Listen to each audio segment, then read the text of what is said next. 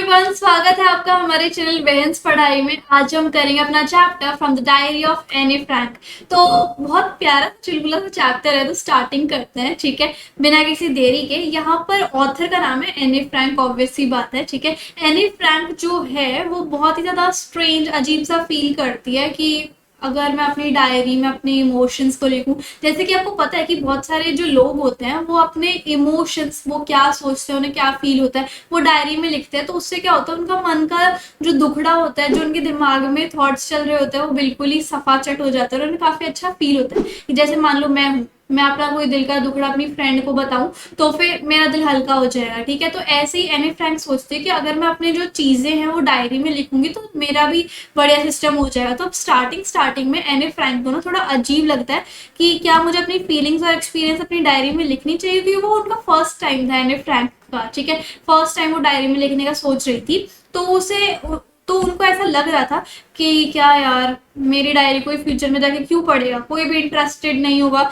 एक छोटी सी स्कूल में जाने वाली लड़की की डायरी पढ़ने में कौन इंटरेस्टेड होगा। ठीक है, तो कोई भी इंटरेस्टेड नहीं होगा बाद में मेरी डायरी को पढ़ने के लिए। ठीक है, लेकिन वो अपने दिमाग की इन सारे थॉट्स को अलग रख के फिर उन्होंने सोचा कि चल यार, मैं डायरी लिखती हूँ, मेरे दिमाग में जो थॉट्स हैं वो मैं लिखती हूँ अपनी डायरी में। ठीक है, उसके बाद उनके दिमाग में she feels the need to write, because उन्हें ऐसा लग रहा था कि उन्हें इतनी सारी चीजें लिखनी क्यों चाहिए डायरी के अंदर, क्योंकि वो काफी सारे माइंड में उनके काफी सारे थॉट्स आ रहे थे, बहुत सारी बातें आ रही थी उनके दिमाग में और उनको निकालनी थी कहीं ना कहीं। ठीक है, तो उन्होंने सोचा कि मैं लिखना स्टार्ट कर देती हूँ, और अगर हम अपने थॉट्स को, चीजों को लिख लेंगे ना, तो हम वो एक थेरेपी की तरह होगा। ठीक है, सो इसलिए उन्होंने डायरी लिखने का जो डिसीजन है वो बनाया। और ऑथर को ये चीज फील होती है कि एक पेपर के अंदर ज्यादा सोखने की शक्ति है। ठीक है, ज्यादा सोखने की शक्ति है। जैसे अगर मैं हूं, मैं अपनी जो भी मन की बातें हैं वो अपनी किसी फ्रेंड को बता रही हूँ। ठीक है,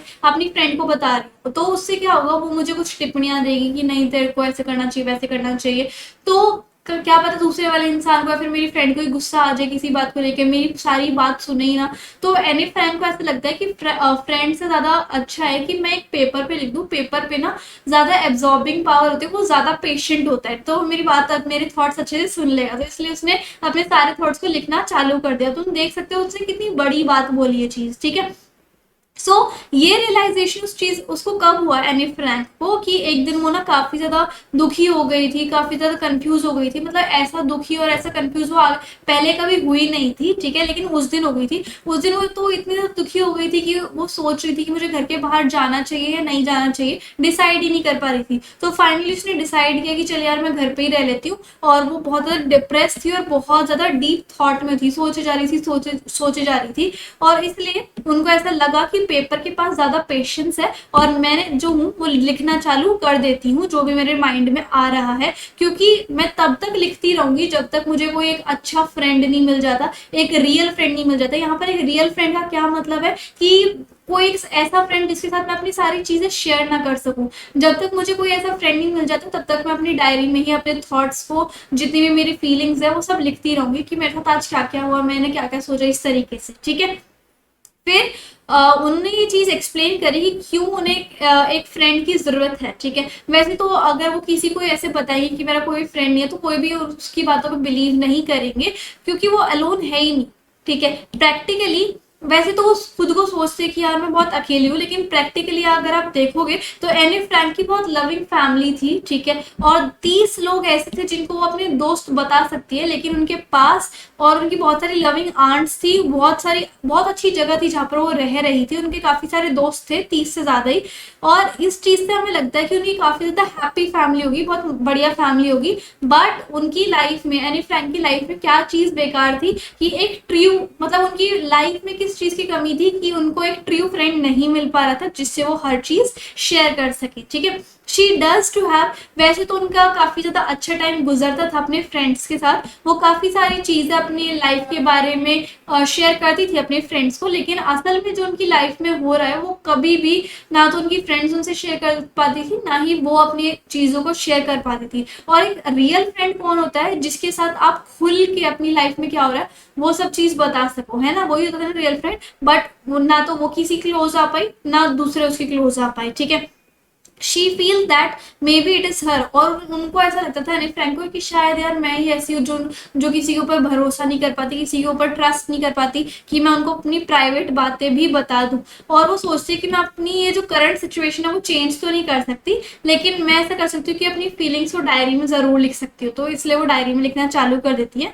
यूजुअली जब कोई भी इंसान डायरी लिखता है तो वो बहुत फॉर्मल तरीके से लिखता रहता है, कभी डेट, कभी डियर डायरी, ऐसे ऐसे करके वो लिखता है। बट ऑथर ऐसा नहीं करना चाहती थी, एनी फ्रैंक ऐसा नहीं करना चाहती थी, क्योंकि वो अपनी डायरी को एक फ्रेंड बनाना चाहती थी, और उन्होंने तो अपनी डायरी का नाम किटी भी रख दिया था, ठीक है। तो फॉर्मल तरीके से कभी भी अपनी डायरी नहीं लिखना चाहती थी, और वो होप कर रही थी कि कोई ना कोई उनकी डायरी एक दिन पढ़ेगा। तो इसलिए वो इस तरीके से अपनी डायरी लिखती है कि पहले वो अपनी बैकग्राउंड या फिर अपनी थोड़ी बहुत फैमिली के बारे में, अपने थोड़े पास्ट के बारे में सबसे पहले बेसिक डिटेल्स डाल देती है अपनी उस डायरी के बारे में।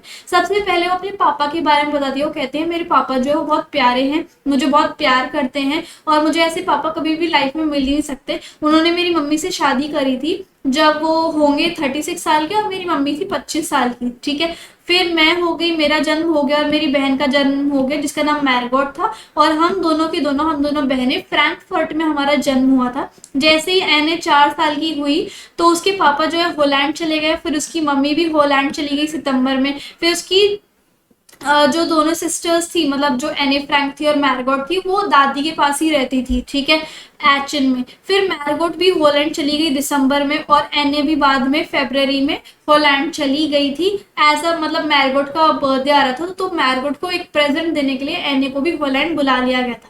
होलैंड में आने के बाद एने को एक मॉन्टेसरी नर्सरी स्कूल में भेज दिया गया। वो एने फ्रैंक का पहला स्कूल था, ठीक है, जब उन्होंने स्टार्टिंग की अपनी पढ़ाई की, और उनकी पहली टीचर थी मिसेस कुपेरस, ठीक है। और वो फेयरवेल के टाइम पे भी रोने लग गई थी, ओके। सो 1941 में ऑथर का बर्थडे अच्छे से सेलिब्रेट नहीं हो पाया, क्योंकि उनकी ग्रैंड मदर बहुत ज़्यादा बीमार हो गई थी, और उनको एक ऑपरेशन के थ्रू जाना पड़ा। अनफॉर्चुनेटली उनकी ग्रैंड मदर की डेथ हो गई थी जनवरी 1942 में। एने जो है वो अपनी ग्रैंड मदर को, दादी माँ को इतना ज़्यादा याद करती थी जैसे उनके अलावा कोई है ही नहीं, ठीक है। सो वो वाला बर्थडे तो उनका अच्छे से सेलिब्रेट नहीं हो पाया था जिस साल दादी बीमार हो गई थी। लेकिन उस साल का बर्थडे, अगला बर्थडे जो था एने फ्रैंक का, वो बहुत अच्छे से मनाया गया, कि पिछले साल के बर्थडे की भी कसर निकल गई थी, ठीक है। फिर अब इतनी सारी डिटेल्स बताने के बाद अब फाइनली जो उनकी डायरी राइटिंग है वो 20 जून 1942 से स्टार्ट हो जाती है। इस 20 जून 1942 को उन्होंने अपनी डायरी में क्या बताया था वो चीज अब हम देख लेते हैं, ठीक है। 20 जून 1942 को एने ने अपनी डायरी में लिखना चालू करा किटी, इस तरीके से, ठीक है। उन्होंने मेंशन किया कि पता है डायरी किटी, पता है किटी, आज हमारी क्लास बहुत नर्वस थी, क्योंकि आज हमारी क्लास का ना रिजल्ट आने वाला है, ठीक है। और सब बच्चे ऐसे सोचने पे लगे हुए हैं कि क्या मैं पास हो पाऊंगा, क्या मैं नहीं पास हो पाऊंगा, ऐसे ऐसे करके सोचने पे लगे हुए हैं। मेरी पूरी क्लास नर्वस, थोड़ी डरी डरी सी है, और टीचर्स का जो फैसला है वो अभी आना बाकी है, ठीक है। बहुत सारे स्टूडेंट्स ने तो शर्तें भी लगा ली है कि जीत पाएंगे, मतलब हो पाएंगे पास या नहीं हो पाएंगे, और उस शर्त में उन्होंने अपनी पूरी समर की सेविंग्स भी लगा दी, ठीक है। फिर एने और उनकी एक फ्रेंड है जी, वो भी उन नर्वस बॉयज का मजाक उड़ाने लग जाती है, हाँ हाँ हाँ अच्छे से पढ़ लेते तो क्या हो जाता तुम्हारा, इस तरीके से, ठीक है। They kept on saying to each other, वो एक दूसरे से कहते रहे यार मैं तो पास ही नहीं हो पाऊंगा, और दूसरे कहते नहीं भाई हो जाए तो टेंशन मत ले, इस तरीके से, ठीक है। जी बहुत ज्यादा पोलाइट है, और उनको रोकती है कि यार क्यों शोर मचा रहे हो, तुम लोग हो जाओगे पास, ऐसे ऐसे करके। और एने भी उनको डांट देती है, लेकिन जी और एने के बोलने का कोई फायदा नहीं होता, वो बच्चे ऐसे ही शोर मचाते रहते हैं, ठीक है।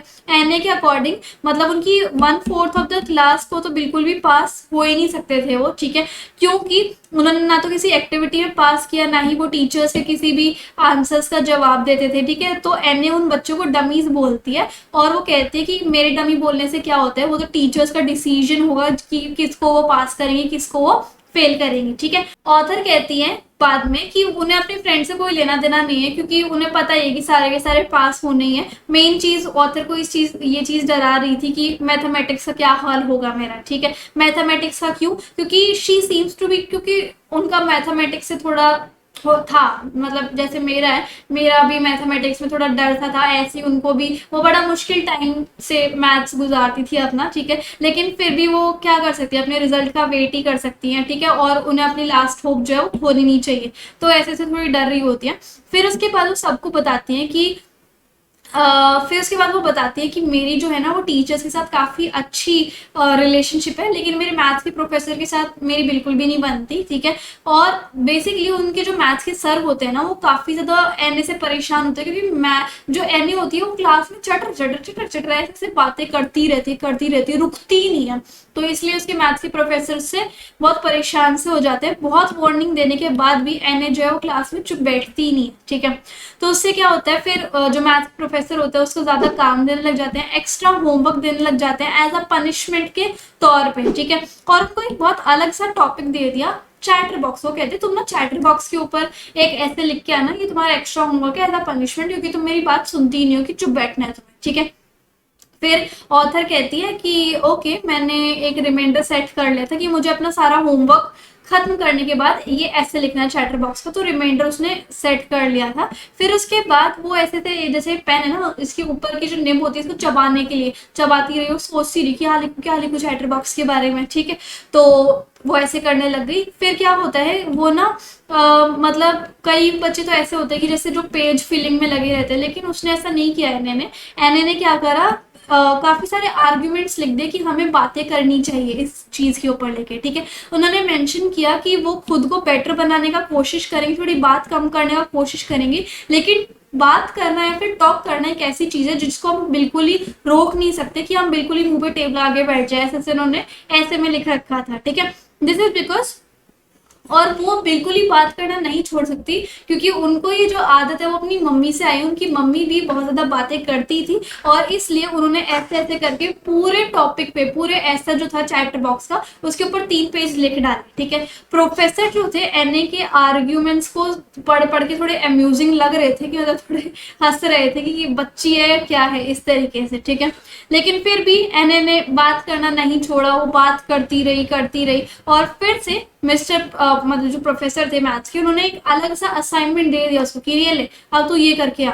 और उस ऐसे के टॉपिक का क्या नाम था, एन इनकरेजिबल चैटर बॉक्स। इनकरेजिबल मतलब कोई ऐसी बैड हैबिट जिसको हम चेंज नहीं कर सकते। इस टॉपिक पे उसको ऐसे लिखना था, एज अ पनिशमेंट एने को दोबारा से मिला था जब वो फिर से बात करने से नहीं मानी, तो ठीक है। सो जैसे ही प्रोफेसर ने ये टॉपिक जो है उसको दिया, तो वो बहुत ज्यादा गुस्से में आ गए थे, कि बहुत परेशान हो गए थे एनए से, ठीक है, कि वो बहुत अनस्टॉपेबल है। तो ये असाइनमेंट रिसीव करने के बाद प्रोफेसर ने और कुछ नहीं कहा, बल्कि उन्होंने अपना पेशेंस लूज कर दिया, और उन्होंने उसके बाद भी एक और असाइनमेंट उनको थमा दिया एने फ्रैंक को। Quack quack quack said mistress chatter box. तो इस टॉपिक के ऊपर अब एने को लिखना था।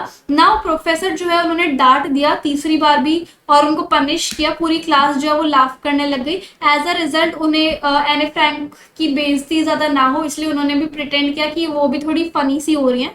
अब 2 बार तो वो लिख चुकी थी ऐसे ऐसे टॉपिक्स पे, लेकिन जब वो तीसरा वाला टॉपिक उनको मिला ना, क्या था, quack quack quack said mister chat box, तो अब वो सोचने लग गई, यार अब मैं सेम टॉपिक्स के ऊपर और कैसे कैसे नए थॉट्स लेके आऊं, ठीक है। तो उसकी एक फ्रेंड थी एने की, सैने जिसका नाम था, वो काफी अच्छी थी पोइट्री में, तो उन्होंने कहा कि चल मैं तेरी हेल्प कर दूंगी, अब तो ना पोइट्री की फॉर्म में लिखी हो अपनी इस टॉपिक को, ठीक है। तो जो पूरे असाइनमेंट का सिनेरियो था उससे एने को थोड़ा शर्मिंदा होना पड़ा, लेकिन एने ने सोच लिया था कि मैं इसका भी कड़ा जवाब दूंगी, ठीक है। तो उसने अपने थर्ड असाइनमेंट में एक राइमिंग फॉर्म लिखी, एक पोयम बना ली, जो कि बहुत अच्छी बनी, ठीक है। उसने अपनी पूरी राइमिंग पोयम में क्या लिखा था कि एक फादर स्वैन था, उसने अपने तीनों बच्चों को मार दिया क्योंकि वो बहुत ज्यादा शोर कर रहे थे, ठीक है। तो इससे क्या हुआ, प्रोफेसर जो है उसकी गुड लक था, या कह लो तो प्रोफेसर जो है वो उनका गुड लक था एने फ्रैंक का, जो प्रोफेसर ने कुछ ज्यादा कहा नहीं, प्रोफेसर ने इस चीज को लाइटली ले लिया कि चल बच्ची है, ठीक है। प्रोफेसर जो है उन्होंने पूरी पोयम को पूरे क्लास में सुनाया, और थोड़ा बहुत रिमार्क्स भी दिए कि ये पोयम कैसी है, कैसी बनाई है, ठीक है। ऑथर का लक काफी अच्छा था, लेकिन वो फिर भी चटर चटर चटर चटर चटर चटर बोलती गई, ठीक है। और ना तो उसके बाद उसको कोई होमवर्क मिला, ना पनिशमेंट मिली, ठीक है।